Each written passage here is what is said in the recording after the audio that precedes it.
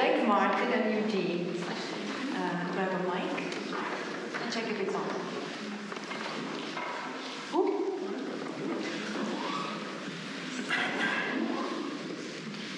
So yeah, why are we here? It's actually a very exciting topic for me because 1 million, 2 million, 3 millions. Because PR is such a broad topic, right? And marketing even bigger. And what we want to do today, actually, to achieve telling the story from both sides, someone who wants to hire a PR marketing agency, and someone that is giving that service. Because sometimes the story is totally different from both sides, right? How do we see it? So maybe let's start with introductions, and immediately we can answer the question, how do PR and marketing differ, and where do they overlap? Because sometimes from our pre-cal, understood there has been a lot of misunderstandings, a lot of different stories to share. So let's kick off. I think let's start today. Hello. Hello, I'm Ekaterina Dubnitska. I'm head of marketing and communications at Sludge. I've been in marketing and PR almost for 10 years, and I'm gaming around 6 years right now. And I want to start with a small joke to kick off and answer your question. Three priests are standing next to a highway and holding a sign, "Stop, you can turn your life around, just stop." A speedy car goes by and says, "You are so nuts, religious idiots," and go away. You see and hear how car crashes, and one priest asks another, "Maybe we should change the sign from that to there is no bridge." So this is a perfect example what PR is and marketing is. From a marketing perspective, perfect place, perfect moment. From a PR side, wrong message.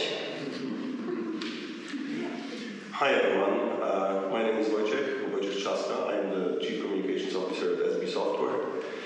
I'm in the industry for 16 years, and in my role, I stay focused on strategic communications, where I drive the brand awareness, the growth, and the visibility, and especially I'm turning the brand narratives into the business assets. At the very beginning, I would like to ask all of you, because you are working for different companies, what company, if your company has already explored your why? Have you defined it already? The why of your company? Yes? Raise your hand, please. 2 persons, 3. Okay? The why is very important for every activity in PR, because this is the fundament. If you don't have it, you will not be able to develop the message and the brand messaging further. You will not be able to define your mission, vision, and values. And this is how PR is dividing from marketing. In marketing, you are focused on sales and product placement. In PR, we are focused on building the relationship and trust with the audience outside and inside, building up the internal and external communication, especially externally with all the stakeholders. Well, I think it's really good. Is this on? Yeah. So I think it's good. We disagree already, so that's fantastic. Perfect. So I'm not someone who believes a company needs to have a why. I think it's something that companies often fabricate. So I think this is good. We disagree already. But my name is Martin Calvert. I'm the marketing director at ICS Digital. So I guess I'm looking at the PR question from 2 perspectives. One is I do our own marketing for ourselves. So I will occasionally commission PR services or do PR type activities for us. But then we also do offer our own set of PR services as well. So I guess I see it as a buyer, but also a supplier as well. Looking forward to more disagreements. Hello everyone. My name is Eugene Rafnin. I work for a betting affiliate website, Mighty Tips, so I will be doing the affiliate point of view here. But also, it's just my 2nd year in the industry. Before that, I used to work as a reporter, a journalist, and an editor in football, in sports media. So this might, I hope, give me another perspective to share here.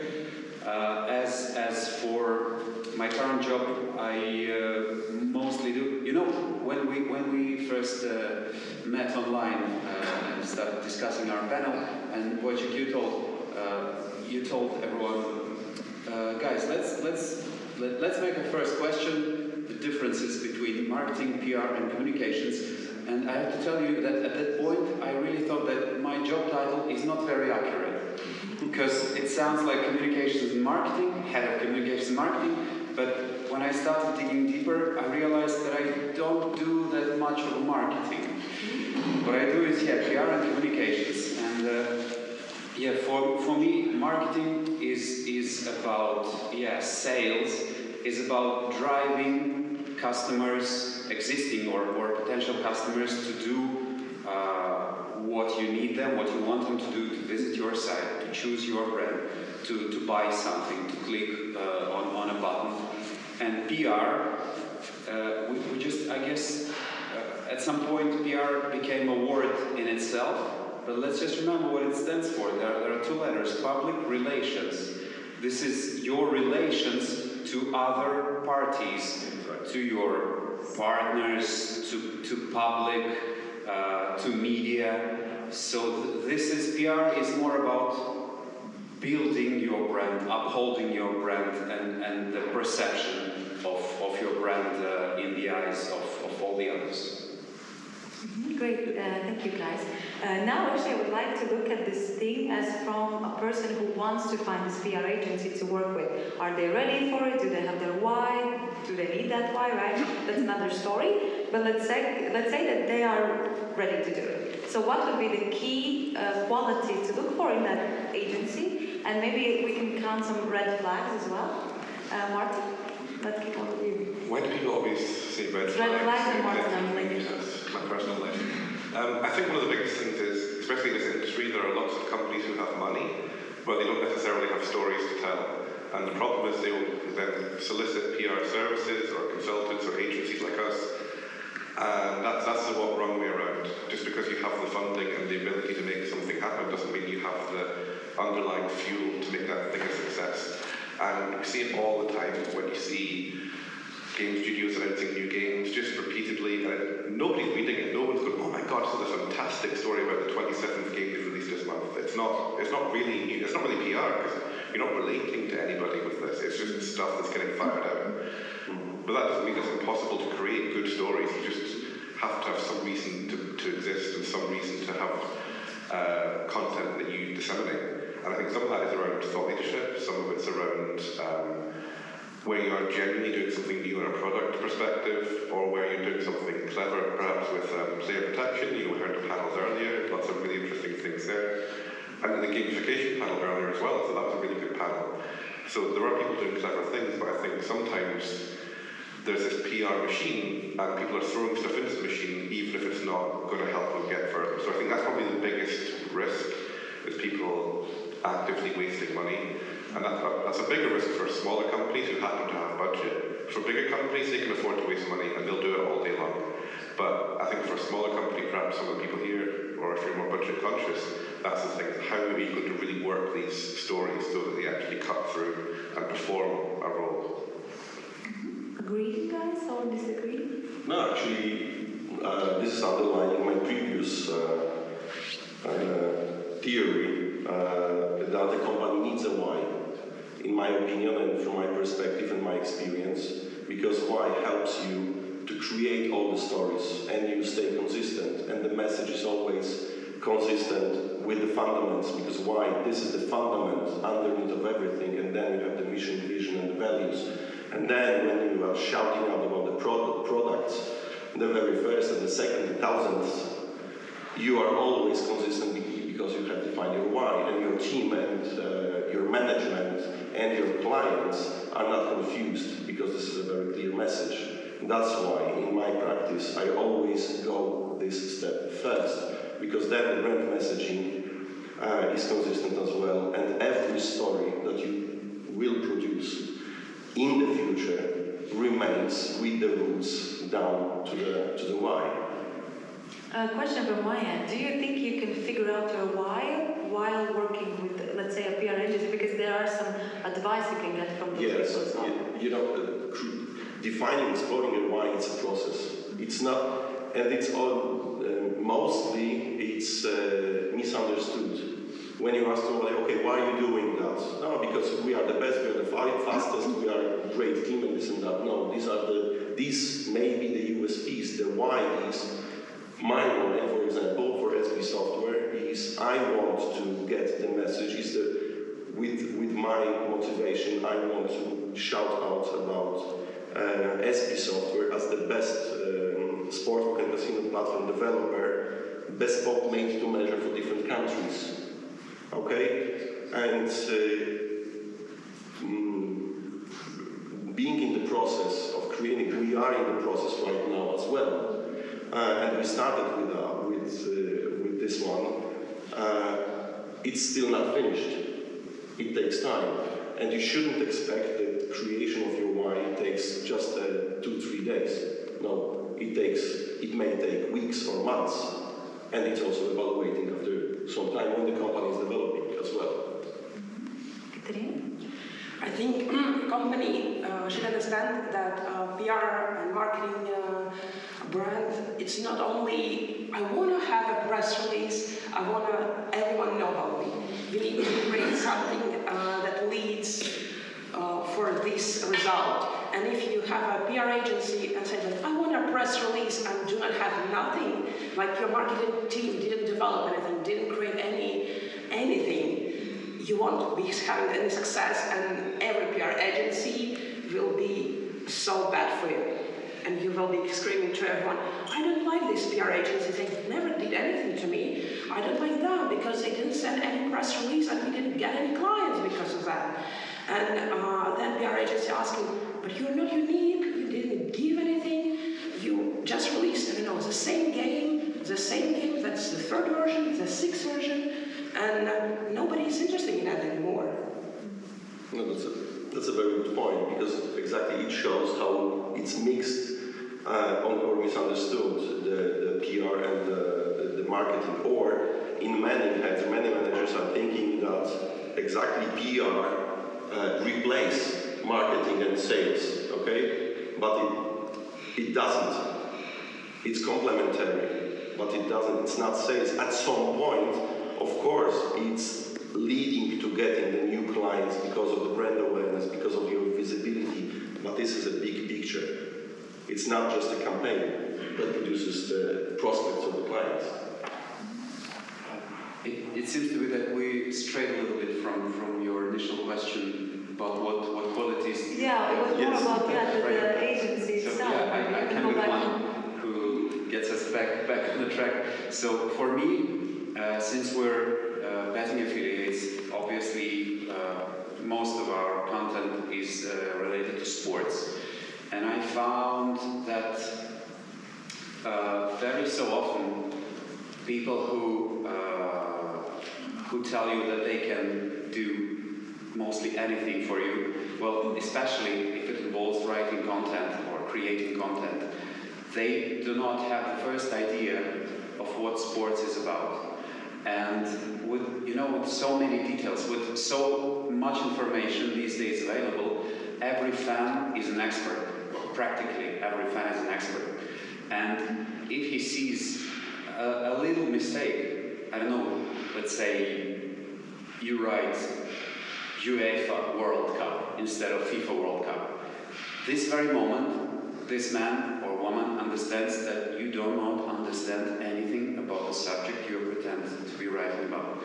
So, for me, when we talk about specifics of sports, for me it is very important to be sure that the agency or an individual representing this agency really does have the industry, the field expertise, and that he can be trusted not only by me but by the end users. So there are many aspects, but industry expertise and understanding of the details and the specificities is priority for me. But how would you see that beforehand? Because you are about to hire this agency to work with them.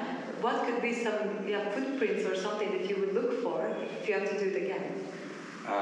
First, well, ideally, some proven track record. Yeah, if I can see that these guys had campaigns related to sports or football, or they created this website, or they helped to create this or that campaign, this is one thing. Another thing is just let's chat. Let's chat about who became and how did Manchester City win the Premier League last season. What do you think about that? Do you think they missed Kevin De Bruyne a lot, or maybe not? So like 15 minutes, and you would have the first idea of whether you should be talking another 15 minutes or maybe find somebody else. Well, I think also just if you're talking to a PR agency, it's good just to ask them about their failures, because I would say PR is the hardest thing we do by a very, very long way. And right now we don't offer any standalone PR campaigns because it comes down to good luck. We can either get very lucky and look like geniuses, or we can get very unlucky. Like a few specific examples this week in conversations, but the week that Queen Elizabeth died, nobody really wanted to talk about our casino campaign. It was like, it's not going to happen. So we always do multiple campaigns, and we know that in the aggregate things will go well for us. But I also think it's a really good point about bringing up the expertise, the track record, understanding if they have an affinity for what you're doing. And from a PR perspective, for B2C PR, I think you're also really correct. You don't need to be a PR expert to notice something feels wrong. And you don't need to be a content expert, or a video expert. All of us know if you look at a video that is badly lit, it just doesn't feel right. Or if you see a bit of written content and it says, UEFA rather than FIFA, or FIFA rather than UEFA, that's just going to instinctively feel wrong. And it's the same with PR, because again, some PR agents will push out any story that they're given because they're paid to, but then they are not thinking critically on your behalf. So in terms of the original question about how to de-risk things, yes, look for track record, ask them about their failures, ask them how they, in their activities, will show affinity for the audience, how they sense check things. And I'm certainly happy to give examples of some of our comparatively lower risk campaigns, if that's useful for this chat as well. Yeah, I think that we can share some examples, maybe some great ones. If you want to share failures, same environment, do it. There's plenty of But let's start with some successful ones, and I would like to see as well the core steps why it was successful, and how do you measure it was successful? So in an extreme brief, so one of the things that we try and do from a PR perspective at ICS is measure things on multiple levels. So yes, you want to get some brand coverage that communicates the story and gets some rough awareness. But we're very much an SEO-driven agency, so we want to do PR campaigns that will earn really, really strong backlinks that you cannot buy. So we want to get a link from Fox News or BBC or whatever. So we've got to do some quite creative PR on a B2C level to do that. So with affiliates or with operators on the sports side, one of the most consistently successful things that we do is do exclusive interviews with former sports people that might be a little bit older, so we can't be accused of targeting young people, but they still have a certain following and they're still newsworthy. So an example, 3 weeks ago I think we interviewed, who was it? Emil Heskey, I think, possibly. It was some Arsenal player. And we de-risked that even further by asking journalists at these big publications, if you could ask this person 2 questions, what would they be? If we ask it and they answer, you're definitely going to write about this and link to our client. And so we do that as much as possible to de-risk it, give them the first exclusive, and then re-outreach to secondary sources and secondary publications and keep things open there, and hopefully get some syndication as well. So that's an example of one quite straightforward campaign archetype. And I think that's what we do. We have to be very balanced with it, because you want to do what works, but you don't want to go back to the same well too many times, and then you've ruined it because you've now bored all the journalists. So it's about that balance of practicality but creativity. But like I say, it's one of the hardest things we do. When we're trying to do something new, we might be anxious about it, and clients might be anxious about it, because they might go, that previous one went really well, I'll do more of that. But if we do that for 5 clients, for 10 clients, that's the difficulty. You've got to balance the creativity, and also with what Wojtek said, you need to align that with what your company actually wants to do. Not just what will get coverage, but how does that align with what you're trying to achieve. So that's one, hopefully not too long example. No, perfect. Try to prepare a favorite one as well after. I have a failure actually. I have a failure because I'm following a couple of PR agencies to see new press releases, what's happening in a gaming world. And I have one constantly PR agency that every third email, PR email, is like, sorry, mistake, resend, do not use this material. So this is what I want to talk about, a red flag, that a company works with everyone, and this is working so fast, I don't have any time to check information. They create a press release and send it. So this is one of the biggest red flags, that company works with everyone. That means your brand will be overlooked, and most likely the wrong press release will be sent before you could change any, correct any text. Yeah, that's extremely important. The quality, really stick to the details. Because when you send out an improper message or unfinished message, it's a huge failure. From the client perspective, for me, for example, it's extremely important the creativity of the partner. Even if there is no proof, long track record, because, for example, the company is new or just worked in different industry, but I see in the agency a client, and especially a partner, who is understanding, or at least is really willing to learn about the iGaming industry and comes very excited, and I can share my passion. From our perspective, it's extremely important to share the passion for iGaming, the entertainment. Guys, we are selling fun, and we have forgotten about it because of the regulations and compliance and all that stuff, but at the end of the day, we are selling fun. And then, if I can share my passion to the agency and then awake their creativity, and they say, okay, I didn't work with that kind of industry, but I'm willing to dive in. And then we can take some experiences from different industries and maybe compare it, mix it, whatever. For me personally, this is a huge potential. Because then I'm motivated to deliver a good message, good content, creative from my end, from our company, my team, and then move forward. For me, this is then crucial. Eugene, anything you want to share? Half failure. Perfect. It was not really a failure, but how. So we launched a site targeting Cyprus, and I went looking for a Cyprus-based PR agency that would help us to distribute the news and of the launch, the news of the launch, and maybe several more after that. And we started to get on really well. They seemed to understand what we need, and we were already working on the first press release, and the text was drafted, and it was translated into Greek, and like we had to publish like one day from now, or 2 days, and then suddenly they called me or emailed me and told us, we're sorry guys, but due to the Cyprus regulations, we cannot do this. I do not know who is more to blame, them or me, for not thinking ahead, for not trying to press them at once and tell them maybe more clearly who we are, what we need. But then it was a bit weird, like for us to get along and to start doing something and then to receive a message. Yeah, I'm sorry, I just went yesterday before the party. I understand that I needed a steak, but I wasn't here for the lunch, no. I just wanted a steak.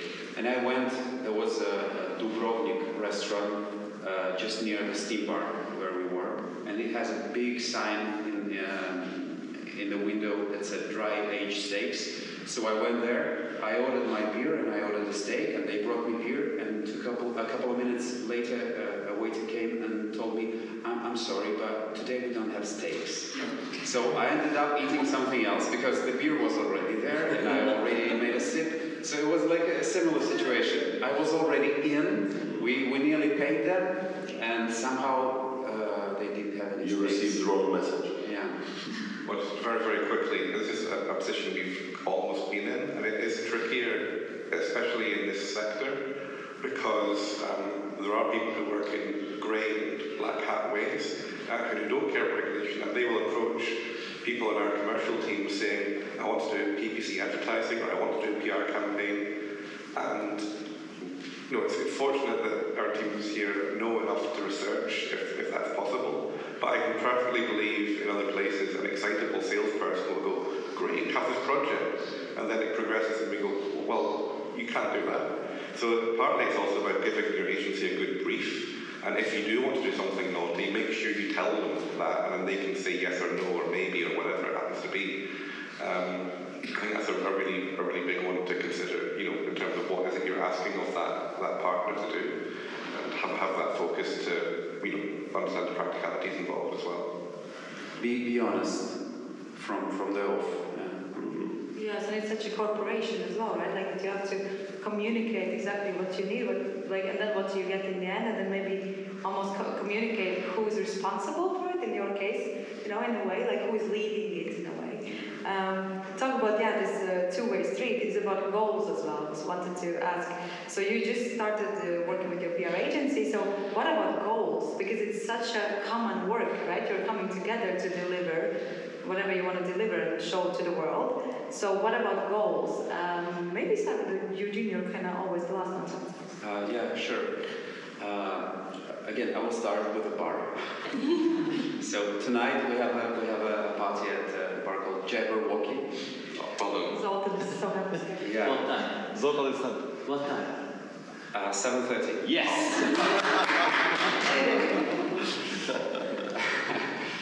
And so Jabberwocky is the name of the rhyme of a poem from Lewis Carroll's Alice in Wonderland. So let me start with a quote from Alice in Wonderland. A quote where Alice is meeting the Cheshire Cat, and she's asking, "Would you tell me, please, which way I ought to go from here?" And the Cheshire Cat says, "That depends a good deal on where you want to get to."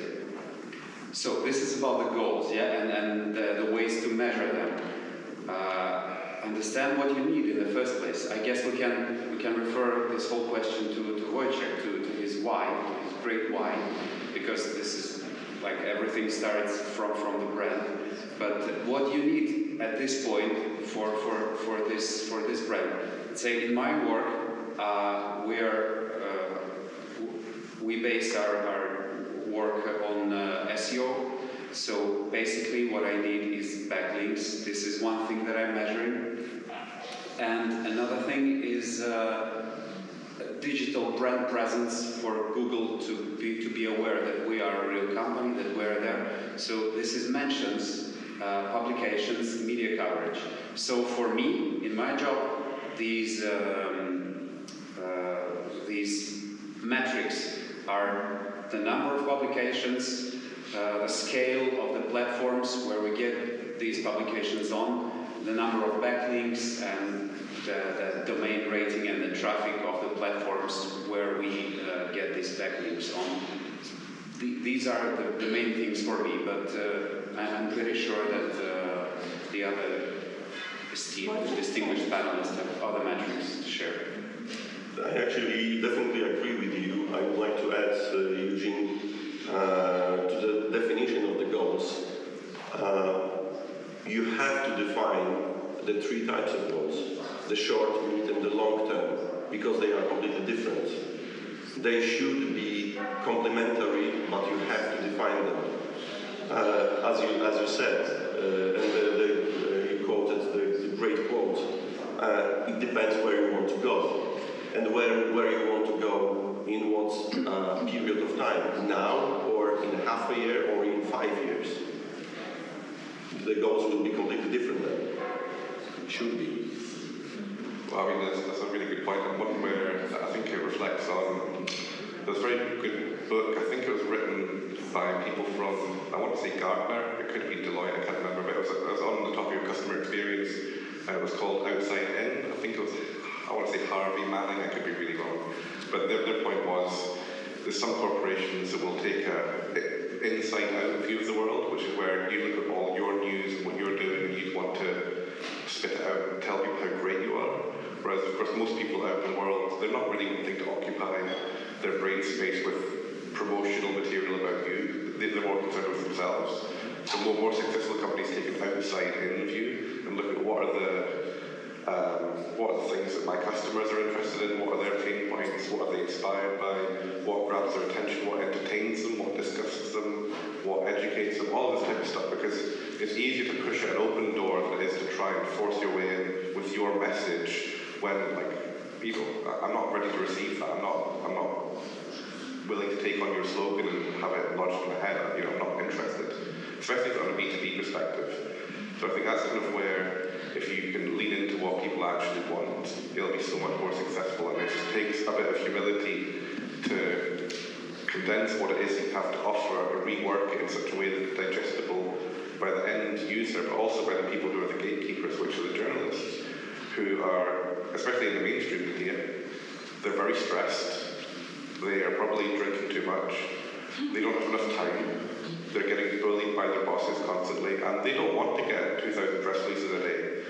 You know, they need content because they're in the content business, but they don't want to have to rewrite anything you create. So it's about empathy for them and empathy for the end audience as well. And if you can do that, you'll have a much greater chance of removing risk and taking things a bit further, and then aligning it to where you want to go. Because if you have that clarity of thought, then you can build in the steps involved. And that might be a very reactive opportunity, very short-term thing, or it could be a much bigger, sustained campaign, but it should all factor into that wider purpose. Yeah, I wanted to go back actually to the metrics a little bit here, because the goal, because each company can have totally different goal, right? One would I want to enter the conference and everyone knows us. They know the brand, they know everything. Some has totally different things, but if we go back to metrics, like we said, SEO links, okay, backlinks. What else is there that you would count as a proper goal? I mean, like something that you can measure, but you can really measure, because otherwise, without surveys, you cannot really know the perception, right? For us, we try and be honest, because there'll be some more ambiguous things that it's hard to put a fixed measurement on, and I think some of that relates to like brand presence and no follows and coverage. I mean, we kind of think instinctively that's going to have some kind of benefit in terms of your overall footprint, but you're not necessarily going to translate footprint to money or FTDs. But I think it's interesting because there's a real trend, because there's agencies like us who have been around 20 years, very digital, and are going more and more towards traditional PR in a way. And then the other people who are the exact opposite, who started out traditional PR and are forced to become more digital because column inches and number of press releases sent or activity is not what clients want. They don't really care about how hard you work. Well, the sane ones don't. Obviously, there's some insane clients who love to see you sweat and suffer. But most sane clients would rather you had an easy time and were very successful. So I think in those cases, it's the non-digital people having to get familiar with backlinks, having to get familiar with the value of traffic, being much more selective about the type of outreach they do, and from softer metrics through to harder metrics. So we look at things like follow links, no follow links, shares, social reach, syndication, brand recall sometimes. We don't do this with everybody because it's unrealistic for small brands to really have that much penetration, but if we work with a larger brand, or even a new brand that's going heavy into a new market. So for example, we've done this in New Jersey when that state first became regulated. We wanted to measure brand recall for a new brand, and that was really successful because it was really useful for them to feed back to their investors who, they don't have much to go on immediately, but it's a good indicative metric that, okay, we're up against some huge billion-dollar corporations, but we're actually cutting through, and we are confident that it will make money. That's reassuring. So I'd probably say those are some of the metrics we look at. I think I'm going to go back a bit at companies sometimes create why and they don't follow them. So basically, we create why, we know our aim, we know our goal, but we will send a completely different story to our PR agencies and completely different story to all media. So basically, this is very important, not only create this why, so it be on the paper, but also to follow it through, because sometimes your PR manager or marketing communications manager create this why, so like, oh nice, this is amazing, we want to do that, and then in 2 weeks, oh, I want to publish this, we need to publish that story. but this is irrelevant, but I want to publish this story. So you tell completely different story, completely different image to everyone, and then people get surprised. Why nobody knows about us, or why they have completely different brand image about us. So basically this is start from that point. Okay, nicely. Actually led us to the next bit. Like, how can you help your PR agency? So let's start exactly following your why, right? If you have said it, if the why has changed as well, maybe inform the agency, that would be great. Okay, what about other things here from you guys? How can you help the PR agency? Be transparent. Okay. Definitely be transparent and prepare high quality content for them. As the gentleman mentioned as well, as Martin said, on the other side, there are also people, maybe they are covered with 500 news per day, but we can go through, for example, as a client or somebody who is willing to get it published by delivering highest quality content. Even, for example, such easy things like sending the file in a plain text format. Because it's not always easy to copy-paste the Word file, Word text, and then paste it into the backend and publish, because there are different formats and so on, HTML. Then, for example, this kind of very minor things can help the other side to get it published, and we are receiving then the result. And the tone, visibility, everything that is inside, high quality of the message with quotes, expertise.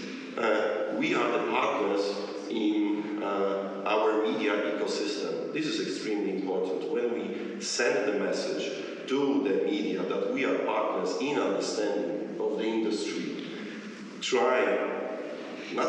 we teach them, and when we transport the message about new things that are happening in the companies, new inventions and so on and so on, this is a partnership and it's growing, it's a win-win situation there. I totally agree. Let's very quickly, I think it's one thing, it might be unrealistic these days to be truly friends with journalists, given how bitter or expressive they are. But we can at least make them not our enemies and make sure they can rely on us.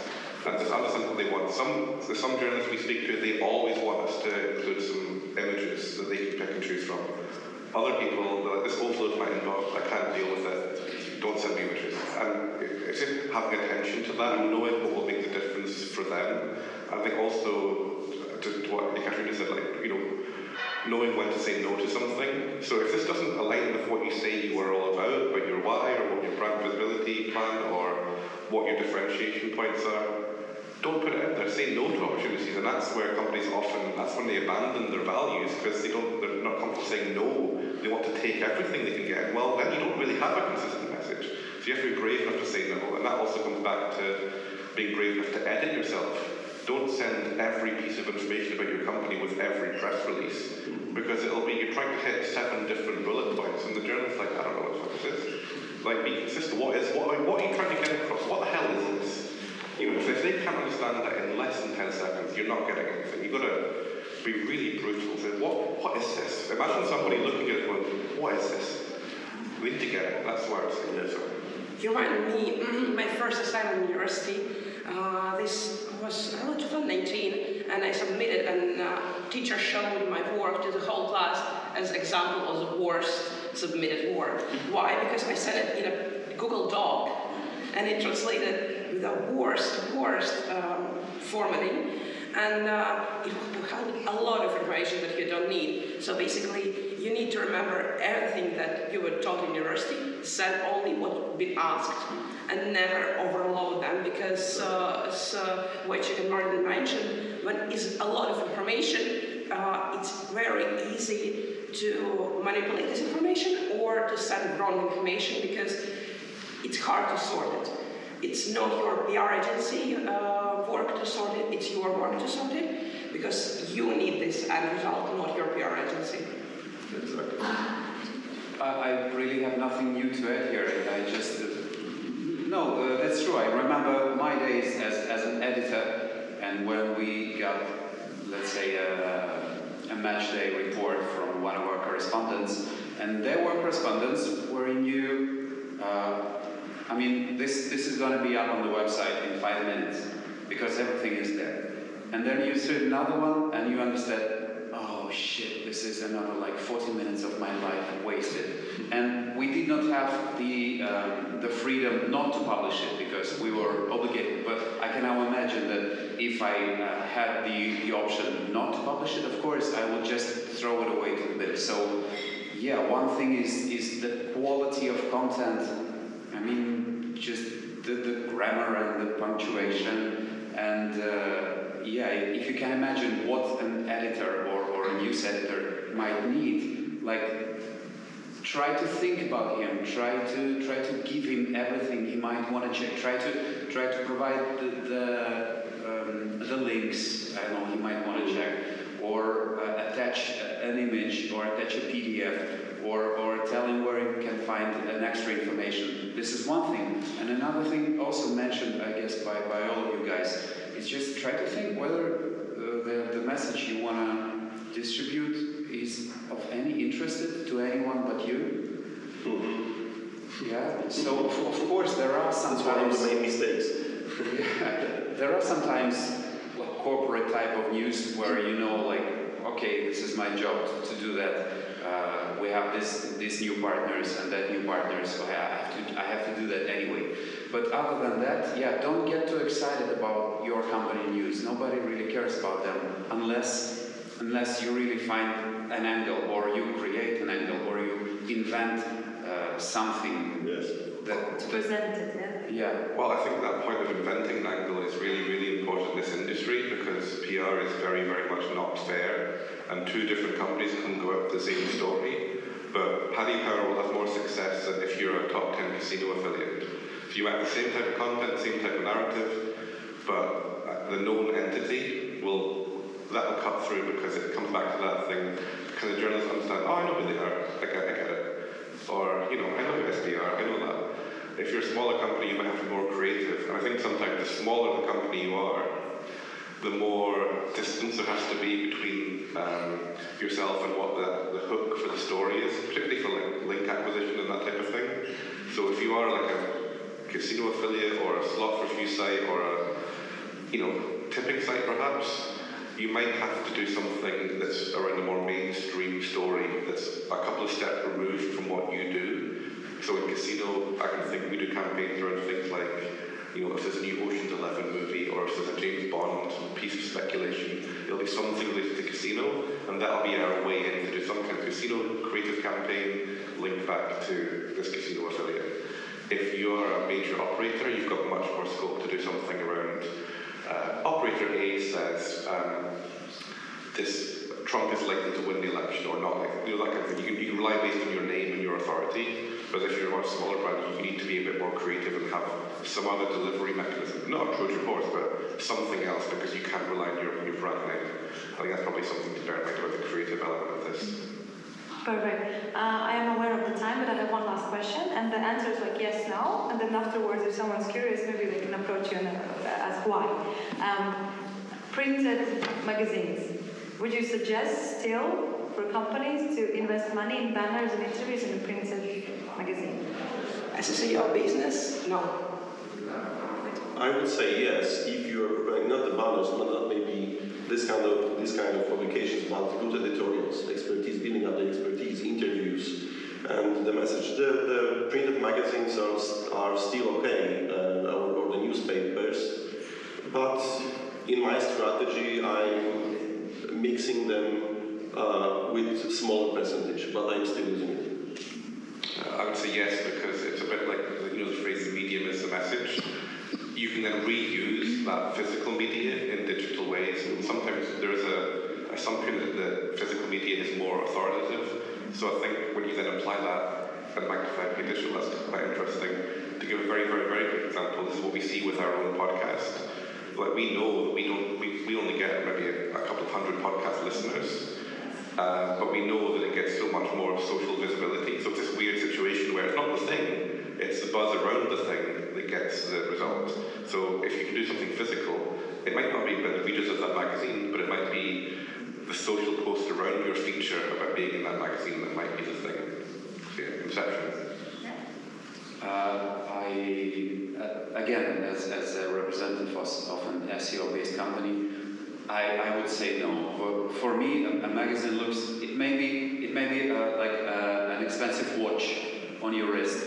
It shows your status. It shows. It is prestigious. It is something you can actually touch. It's palpable. And if you have money, then cool. But if you do not, just take out your phone and check the time. And this is what we do. So for us, it's digital. Maybe for bigger companies, but. And be eco-friendly, please. Yeah, Don't you breathe it. have to save your voice for karaoke tonight, I hear. Yeah, exactly. Okay, thank you guys. Thank you guys as well for sharing. Enjoy the rest of the show.